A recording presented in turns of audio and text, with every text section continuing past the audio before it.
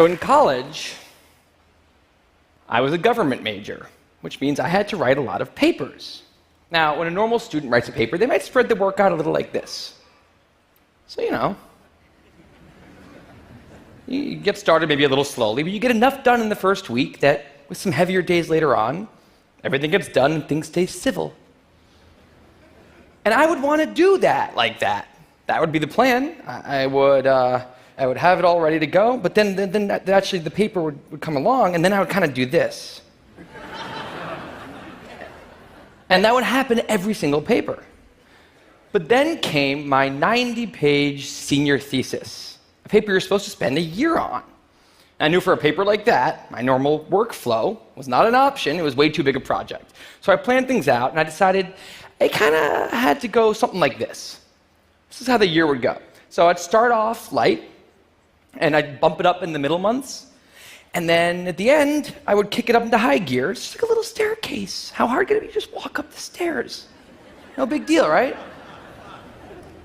But then, funniest thing happened. Those first few months, they came and went, and I couldn't quite do stuff. So we had an awesome new revised plan. But then those middle months actually went by, and I didn't really write words. And so we were here. And then 2 months turned into 1 month, which turned into 2 weeks. And one day I woke up with 3 days until the deadline, still not having written a word, and so I did the only thing I could. I wrote 90 pages over 72 hours, pulling not 1 but 2 all-nighters. Humans are not supposed to pull 2 all-nighters. Sprinted across campus, dove in slow motion, and got it in just at the deadline. I thought that was the end of everything. But a week later, I get a call. And it's the school. And they say, "Is this Tim Urban?" And I say, "Yeah." And they say, "We need to talk about your thesis." And I say, "Okay." And they say, "It's the best one we've ever seen."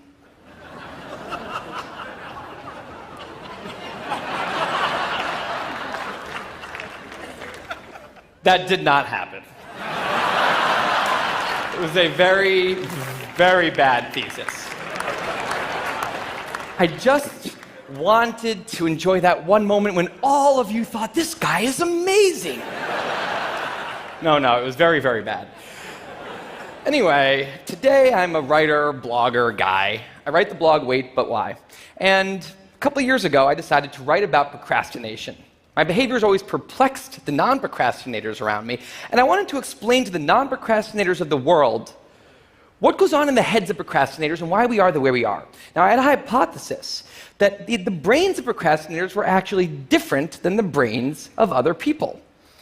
And to test this, I found an MRI lab that actually let me scan both my brain and the brain of a proven non-procrastinator, so I could compare them, and I actually brought them here to show you today, and I want you to take a look carefully to see if you can notice a difference. And I know that if you're not a trained brain expert, it's not that obvious, but just take a look, okay? So here's the brain of a non-procrastinator. Now, here's my brain.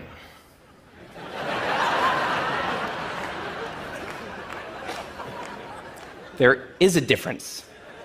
Both brains have a rational decision maker in them, but the procrastinator's brain also has an instant gratification monkey. Now, what does this mean for the procrastinator? Well, it means everything's fine until this happens. So the rational decision maker will make the rational decision to do something productive, but the monkey doesn't like that plan. So he actually takes the wheel, and he says, "Actually, let's read the entire Wikipedia page of the Nancy Kerrigan-Tanya Harding scandal, because I just remembered that happened." Then we're going to go over to the fridge. We're going to see if there's anything new in there since 10 minutes ago. After that, we're going to go on a YouTube spiral that starts with videos of Richard Feynman talking about magnets and ends much, much later with us watching interviews with Justin Bieber's mom. All of that's going to take a while, so we're not going to really have room on the schedule for any work today. Sorry. Now, what is going on here? The instant gratification monkey does not seem like a guy you want behind the wheel. He lives entirely in the present moment. He has no memory of the past, no knowledge of the future, and he only cares about two things: easy and fun. Now, in the animal world, that works fine. If you're a dog and you spend your whole life doing nothing other than easy and fun things, you're a huge success. And to the monkey, humans are just another animal species. He has to keep well slept, well fed, and propagating into the next generation, which in tribal times might have worked okay. But if you haven't noticed, now we're not in tribal times. We're in an advanced civilization, and the monkey does not know what that is, which is why we have another guy in our brain, the rational decision maker, who gives us the ability to do things no other animal can do. We can visualize the future. We can see the big picture. We can make long-term plans. And he wants to take all of that into account, and he wants to just have us do whatever makes sense to be doing right now. Now, sometimes it makes sense to be doing things that are easy and fun, like when you're having dinner or going to bed or enjoying well-earned leisure time. That's why there's an overlap. Sometimes they agree. But other times, it makes much more sense to be doing things that are harder and less pleasant for the sake of the big picture, and that's when we have a conflict. And for the procrastinator, that conflict tends to end a certain way every time, leaving him spending a lot of time in this orange zone, an easy and fun place that's entirely out of the makes sense circle. I call it the dark playground. Now, the dark playground is a place that all of you procrastinators out there know very well. It's where leisure activities happen at times when leisure activities are not supposed to be happening. The fun you have in the dark playground isn't actually fun because it's completely unearned, and the air is filled with guilt, dread, anxiety, self-hatred, all those good procrastinator feelings.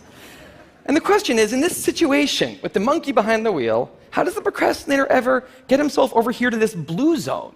A less pleasant place, but where really important things happen. Well, it turns out that the procrastinator has a guardian angel, someone who's always looking down on him and watching over him in his darkest moments, someone called the panic monster.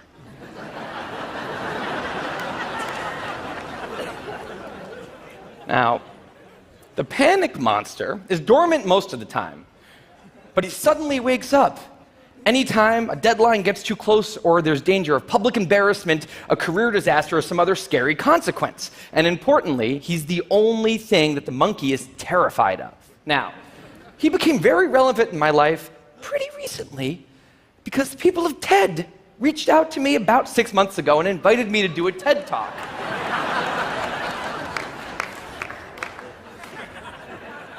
Now, of course, I said yes. It's always been a dream of mine to have done a TED Talk in the past.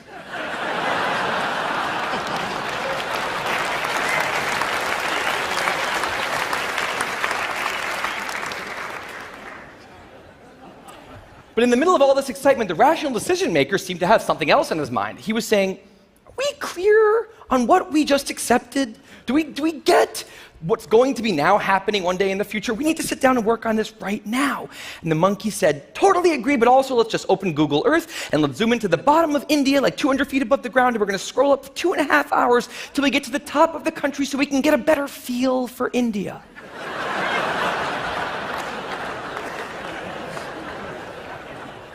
So that's what we did that day. As 6 months turned into 4, and then 2, and then 1, the people of TED decided to release the speakers. And I opened up the website, and there was my face staring right back at me, and guess who woke up?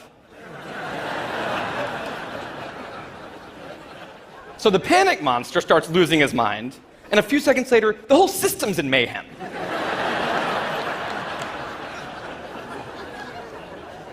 And the monkey, who, remember, he's terrified of the panic monster, boom, he's up the tree. And finally, the rational decision maker can take the wheel and I can start working on the talk. Now, the panic monster explains all kinds of pretty insane procrastinating behavior, like how someone like me could spend 2 weeks unable to start the opening sentence of a paper and then miraculously find the unbelievable work ethic to stay up all night and write 8 pages. And this entire situation with the 3 characters, this is the procrastinator's system. It's not pretty, but in the end, it works. And this is what I decided to write about on the blog just a couple years ago. Now, when I did, I was amazed by the response.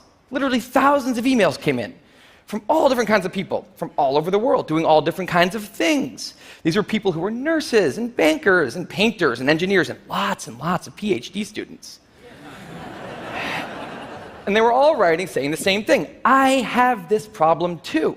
But what struck me was the contrast between the light tone of the post and the heaviness of these emails. These people were writing with intense frustration about what procrastination had done to their lives, about what this monkey had done to them. And I thought about this, and I said, well, if the procrastinator system works, then what's going on? Why are all these people in such a dark place? Well, it turns out that there's two kinds of procrastination. Everything I've talked about today, the examples I've given, they all have deadlines. And when there's deadlines, the effects of procrastination are contained to the short term because the panic monster gets involved. But there's a second kind of procrastination that happens in situations when there is no deadline. So if you want to have a career where you want to be a self-starter, something in the arts, something entrepreneurial, there's no deadlines on those things at first because nothing's happening at first, not until you've gone out and done the hard work to get some momentum, to get things going. There's also all kinds of important things outside of your career that don't involve any deadlines, like seeing your family or exercising and taking care of your health, working on your relationship, or getting out of a relationship that isn't working. Now, if the procrastinator's only mechanism of doing these hard things is the panic monster, that's a problem because in all of these non-deadline situations, the panic monster doesn't show up. He has nothing to wake up for. So the effects of procrastination, they're not contained. They just extend outward forever. And it's this long-term kind of procrastination that's much less visible and much less talked about than the funnier, short-term, deadline-based kind. It's usually suffered quietly and privately, and it can be the source of a huge amount of long-term unhappiness and regrets. And I thought, that's why these people are emailing, and that's why they're in such a bad place. It's not that they're cramming for some project. It's that long-term procrastination has made them feel like a spectator at times in their own lives. The frustration was not that they couldn't achieve their dreams, it's that they weren't even able to start chasing them. So I read these emails and I had a little bit of an epiphany that I don't think non-procrastinators exist. That's right. I think all of you are procrastinators. Now, you might not all be a mess, like some of us. And some of you may have a healthy relationship with deadlines. But remember, the monkey's sneakiest trick is when the deadlines aren't there. Now, I want to show you one last thing. I call this a life calendar. That's one box for every week of a 90-year life. That's not that many boxes, especially since we've already used a bunch of those. So I think we need to all take a long, hard look at that calendar. And we need to think about what we're really procrastinating on, because everyone is procrastinating on something in life. We need to stay aware of the instant gratification monkey. That's a job for all of us. And because there's not that many boxes on there, it's a job that should probably start today. Well, maybe not today, but sometime soon. Thank you.